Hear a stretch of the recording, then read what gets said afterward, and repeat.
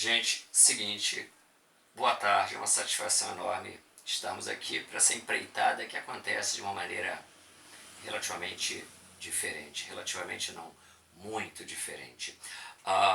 É novo a vocês, é novo a mim. Estou tentando aqui criar mecanismos para tentar fazer com que o ano letivo ele avance da forma que for possível. Mas é interessante a gente se prender a alguns parâmetros. Eu gostaria que vocês se situassem no conjunto de atividades que estão sendo realizadas e a quais eventuais encontros essas atividades estariam atreladas. Então, cabe ressaltar que estamos conversando com o primeiro ano e automaticamente no encontro de dia 20 vocês tiveram uma atividade que foi devidamente direcionada no sentido de uma análise de um artigo e basicamente a confecção de algumas atividades. A correção dessas atividades vai acontecer num futuro próximo. Para a atividade dessa semana, então, aquilo que vocês receberam representa o encontro do dia 20.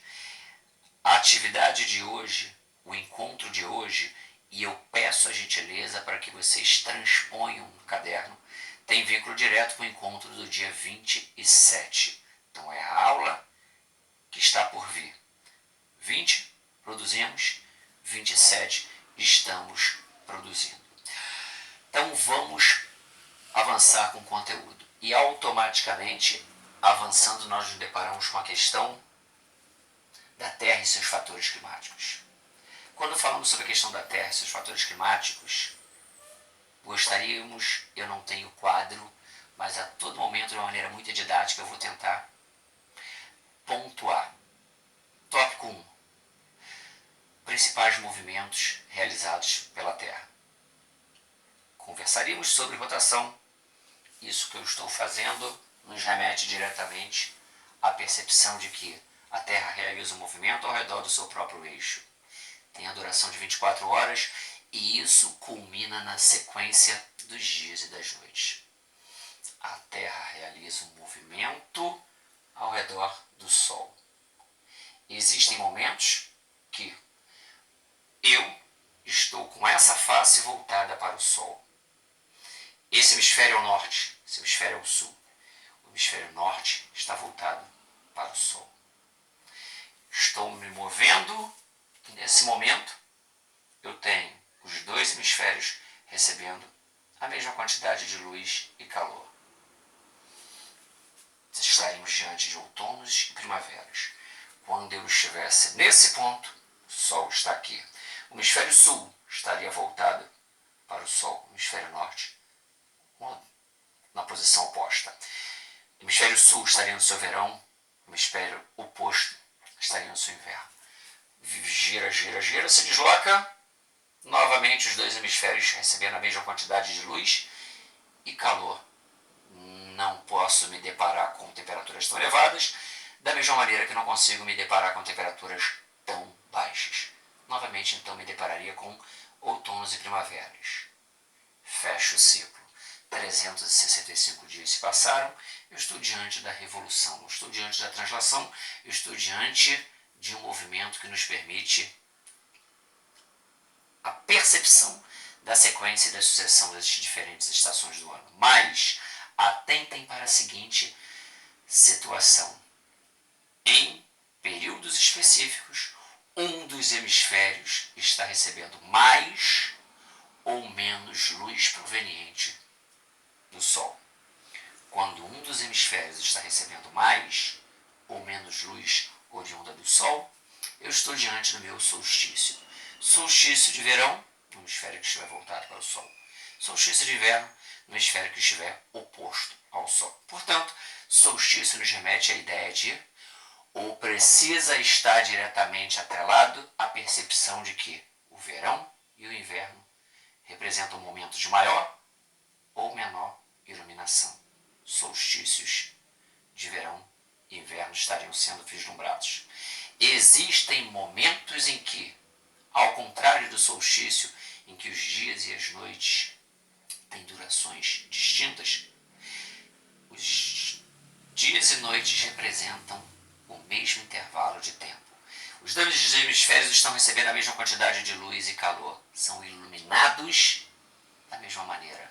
São aquecidos e igualmente. Dias e noites têm o mesmo intervalo de tempo. Outonos e primaveras nos remetem a esses contextos. Portanto, equinócios seria o termo apropriado que nesse contexto estaria sendo apresentado. Momentos em que os dois hemisférios da Terra são iluminados e aquecidos da mesma forma. Portanto, dias e noites estariam apresentando a mesma duração. É interessante que existem inúmeros outros movimentos realizados pelo nosso planeta. Poderíamos conversar sobre inúmeros outros deslocamentos, mas vamos caminhar somente um pouco além disso que foi dito nesse tópico 1 do caderno de vocês. Notação. Vocês, e quando eu digo vocês, os rapazes podem, de certa forma, me amparar de uma forma mais clara, de uma forma mais próxima ao seu cotidiano, tendo a seguinte percepção: qual é o movimento que um peão faz quando está perdendo sua força? A parte mais volumosa, a parte mais fina. Um prego encosta no chão. Perdendo a força, ele faz esse movimento até o momento em que ele cai. Base fixa, esse movimento até o momento em que ele cai. Associem a terra ao meu braço, e o meu braço está sendo diretamente vinculado ao peão. Esse movimento é realizado pela terra. Para fazer uma única volta ao redor do seu eixo, porém com a base fixa, a terra demoraria aproximadamente 26 mil anos. Estamos diante de um movimento de nutação. Puxa, ele traz algum tipo de consequência à vida de nós, terráqueos?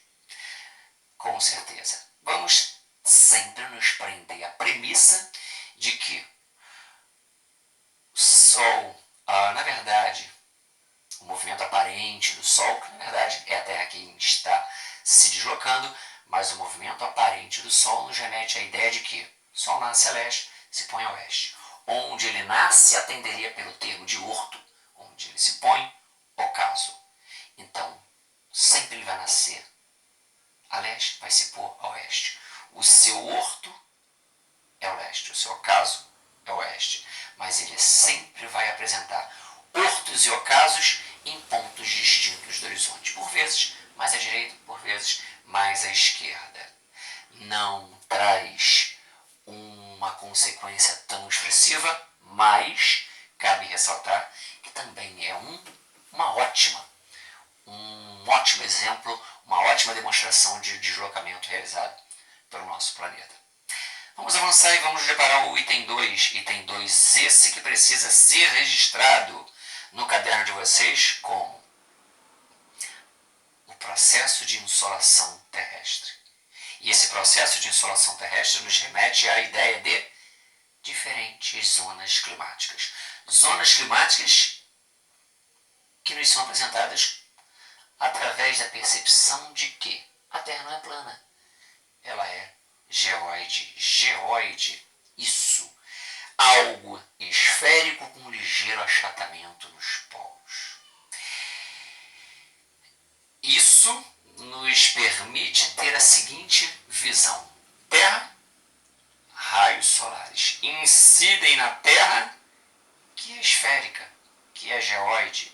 Portanto, existem pontos ou áreas, vamos dar o nome da forma correta, zonas, faixas que vão apresentar níveis de iluminação, por conseguinte, de aquecimento diferenciados. Se eu pego uma faixa entre o paralelo 0 a 23 norte e 23 sul, eu estaria diante de uma área muito iluminada e muito aquecida, que atenderia pelo nome de zona intertropical. Zona entre os trópicos. Inter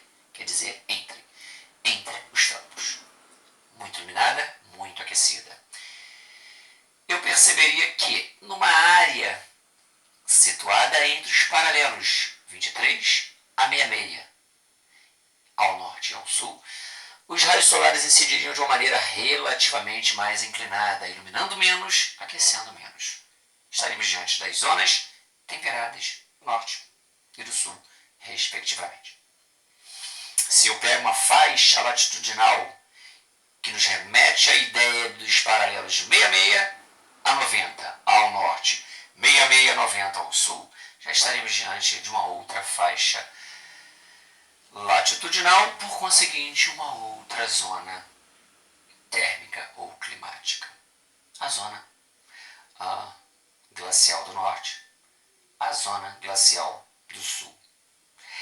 Aí eu pergunto a vocês, por que, se eu tenho 90 paralelos ao norte e 90 paralelos ao sul, por que apenas alguns recebem nomes?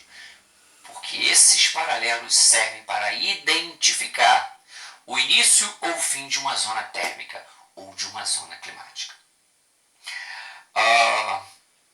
Linha do Equador, paralelo, que serve para identificar o início da zona intertropical.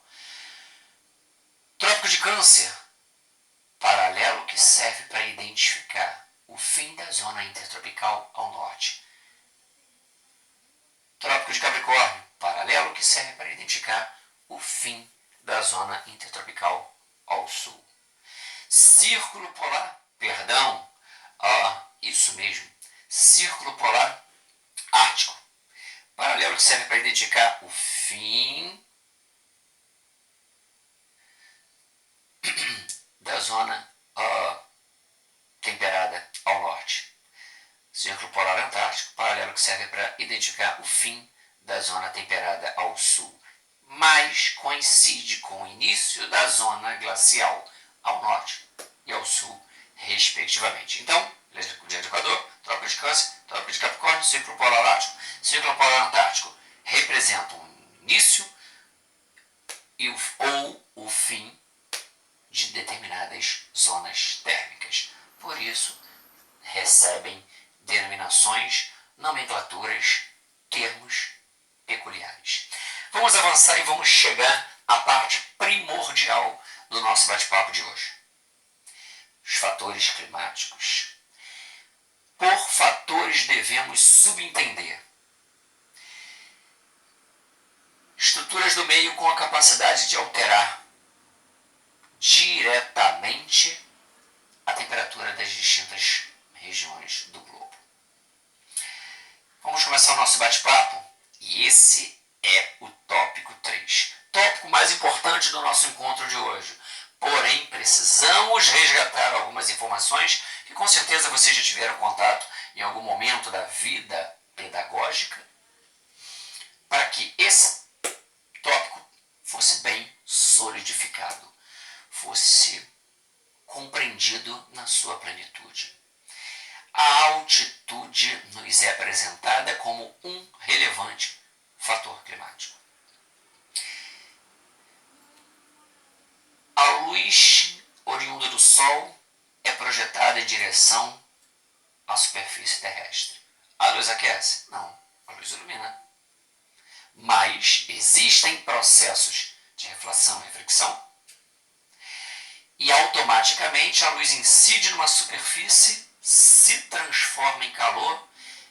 Esse processo de conversão luz-calor é fácil de ser identificado. Se a gente observa, por exemplo, um teto de um carro exposto aos raios solares num plano relativamente perpendicular, eu observo esse teto relativamente trêmulo. Se eu percebo o asfalto, uma visão mais panorâmica, por vezes no dia ensolarado eu tenho a ideia, a impressão de ele estar também tremendo. Essa sensação que vocês estão tendo é a luz se transformando em calor. A luz não aquece, ilumina, mas se converte em calor e esse calor, claro, tem a função de aquecer. Mas percebemos que incide, se converte em calor e o calor vai aquecendo a atmosfera de baixo para cima. Se a conversão luz-calor acontece na superfície, o poder de aquecimento é infinitamente elevado nessa região. À medida que esse calor ascende, ganha altitudes mais consistentes, ele vai gradativamente perdendo o seu poder calorífero, perdendo a capacidade de aquecer. Diante disso, chegamos à seguinte constatação: quanto menor a altitude, ou seja, quanto mais próximos estivermos do nível do mar, maior será a temperatura percebida. Quanto maior a altitude, quanto mais afastado estivermos do nível do mar, no que diz respeito à altimetria, menor vai ser a temperatura vislumbrada. Entendemos, portanto, por que Petrópolis, por que Teresópolis, por que Friburgo, por que Campos do Jordão apresentam notadamente temperaturas mais brandas, mais tênues ao longo do ano. Sua altitude é elevada. E quando o calor atinge esses pontos, já teve que aquecer vastas porções do território. Então, regrinha para a altitude. Quanto maior a altitude, menor a temperatura. Quanto menor a altitude, maior será a temperatura. Vamos para a latitude. Planisfério, zonas térmicas. Pega um paizinho bem próximo à linha do Equador, latitude baixa. Pega um paizinho e joga lá no 65 graus de latitude norte, zona temperada. Os raios solares incidem na superfície terrestre de forma diferenciada. A temperatura da Terra sofre alterações em decorrência de ser plana e, por vezes, determinados pontos da Terra recebem os raios solares de forma pouco inclinada. Outras áreas, muito inclinadas. Eu tenho uma terceira categoria que poderíamos enquadrar como um nível mediano de inclinação. Legal. Então, zonas intertropicais, baixíssimo nível de inclinação. Zonas temperadas, mediano nível de inclinação. Zonas polares, as zonas glaciais, nível de inclinação altíssimo. Vamos perceber que quanto mais próximo estiver da linha do Equador, se o nível de inclinação é baixo, o nível de iluminação vai ser intenso, o aquecimento vai ser intenso. Temperaturas notadamente expressivas. Se eu vou para a zona que eu citei a vocês, 65, o país está situado em 65 graus de latitude norte. Legal. Os raios está no limite da zona temperada. Os raios solares incidem de uma maneira mais inclinada. Iluminam menos, aquecem menos.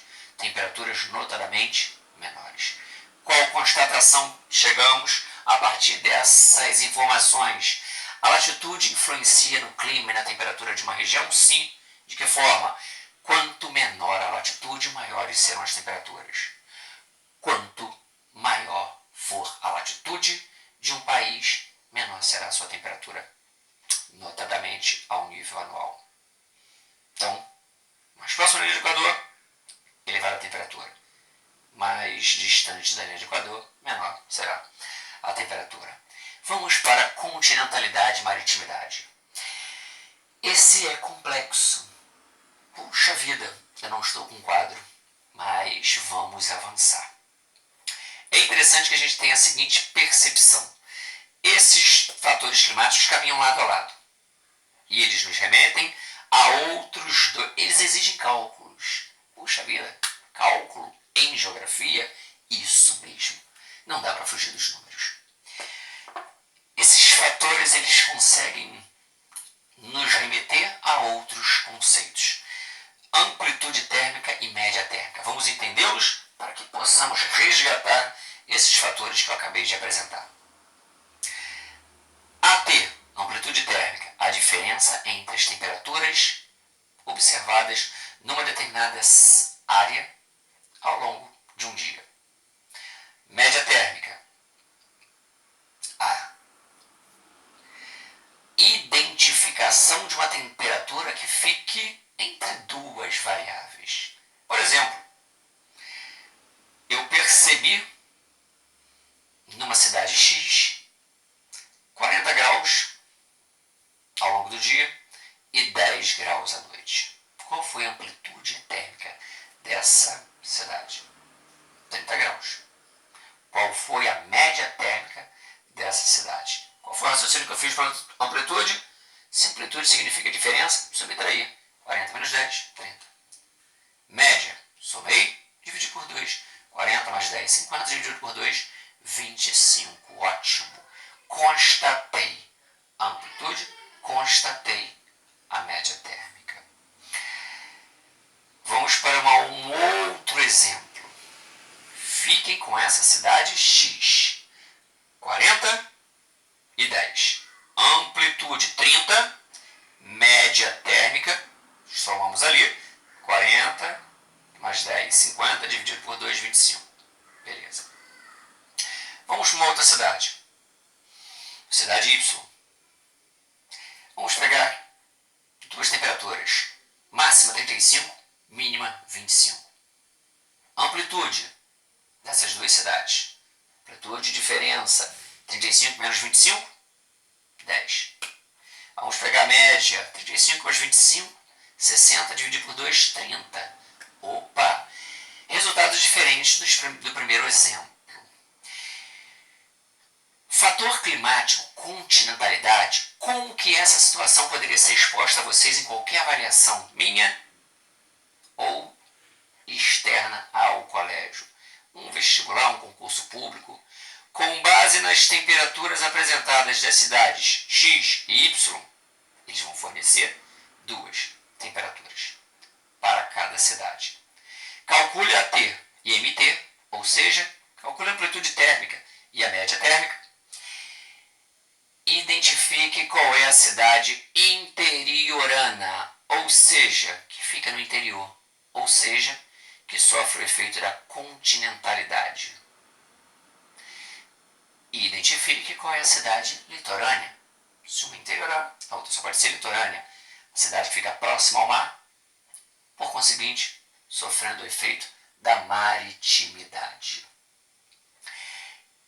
Esses dois conceitos nos representam. Aí eu preciso ter na mente duas regrinhas básicas. Cidades que sofram o efeito da continentalidade. Elas são interioranas. Elas automaticamente estão afastadas do mar. Elas precisam ter ATs altas e MTs baixas. Amplitudes térmicas altas, médias térmicas baixas. Cidades litorâneas, que sofrem o efeito da maritimidade.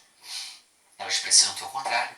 Amplitude térmica baixa e a média térmica alta. Vocês se lembram daqueles dois casos que eu dei a vocês? 40 e 10. Amplitude 30. Outro caso, 35 e 25. Amplitude 10. A primeira cidade tem amplitude maior. 30 é maior do que 10. Inverte. Cidade X, 40 e 10. Média térmica. Média térmica dessas duas cidades, 40 e 10. Somei 40 com 10. 50 dividido por 2, 25. Peguei lá o outro cidade, cidade Y, 35 e 25. 35 com 25, 60 dividido por 2, 30.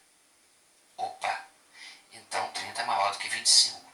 Então eu consigo perceber que a cidade X tem a AT maior do que a outra AT e a MT menor do que a outra MT. Isso me remete à ideia de que a cidade X, eu não sei onde elas estão, mas calculando as suas amplitudes e médias e jogando na regrinha de que a continentalidade me remete à necessidade de identificar cidades interioranas. E essas cidades têm que apresentar ATs altas e MTs baixas. Quem tem entre essas duas cidades a AT mais alta e MT mais baixa? A cidade X. A cidade X é interiorana. A cidade X sofre sofre o efeito da continentalidade. Portanto, cidade Y se prende a outra regrinha. AT baixa, MT alta. Gente, seguinte. Vamos ficar por aqui, nesse primeiro encontro, fazendo um resgate rápido, bem acelerado. Tópico 1, bate-papo de hoje. Qual foi o tema da aula de hoje? A Terra e seus fatores climáticos. Começamos por movimentos primordiais. Falamos sobre rotação, vimos de que forma acontece, no que resulta revolução e translação, e esse outro conceito nos apresentou outros dois termos, quais? Solstícios e equinócios. Fechamos com notação. Lembra do peão? Ótimo. Chegamos no tópico 2, processo de iluminação, de aquecimento, formação das zonas térmicas ou climáticas. E vimos o porquê de observarmos diferentes áreas com níveis de aquecimento bastante peculiares. Também porque atualmente alguns paralelos receberem denominações serem intitulados. Fechamos justamente na parte mais relevante, parte essa que nos remete à identificação dos fatores climáticos, e vimos que a altitude, a latitude, a continentalidade e a maritimidade nos são apresentados como relevantes fatores com a capacidade nítida de alterarem, influenciarem e determinarem as temperaturas nas distintas porções do globo. Gente, ficamos por aqui. Forte abraço. E esse encontro representa as anotações que vocês vão jogar no caderno de vocês para o dia 27.